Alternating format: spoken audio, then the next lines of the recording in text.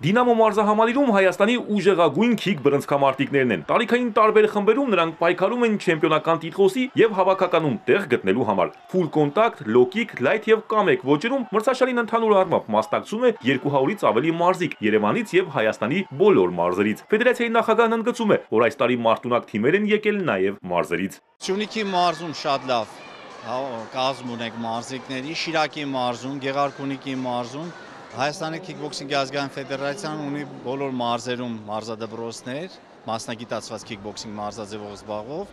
եւ կարող եմ ասել, որ մարզերում շատ լավ է զարգանում քիքբոքսինգ մարզաձևը։ Իրենց քաշային կարգերում հատկապես լավ տպավորություն թողեցին ու չեմպիոն դարձան մինչև 51 կիլոգրամ քաշային Արման Մատինյանը, մինչև 60 կիլոգրամ քաշային Վահե Հովհաննիսյանը եւ 57 կիլոգրամ քաշային Լյուդմիլա Նազարյանը։ Առաջնությունն ընտրական է։ Քիք բռնցքամարտիկներն այս տարի դեռ երկու կարևոր ստուգատեսի պետք է մասնակցեն։ Սեպտեմբերին Պորտուգալիայում կկայանա Եվրոպայի առաջնությունը, իսկ նոյեմբերին Աբու Դաբիում մարզիկները կպայքարեն աշխարհի առաջնության մեդալների համար։ Միջազգային խոշոր մրցաշար կկայանա նաեւ Երևանում։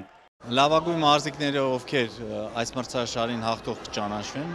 կընդգրկվեն Հայաստանի հավաքականի կազմում եւ կմասնակցեն աշխարհի Եվրոպայի առաջնություններին։ Քիքբոքսի Հայաստանի ֆեդերացիան այս տարի արդեն հաջողություններ գրանցել է։ Վերջերս աշխարհի գավաթի խաղարկությունում մեր մարզիկները նվաճել են մեկական ոսկե, արծաթե եւ բրոնզե մեդալ։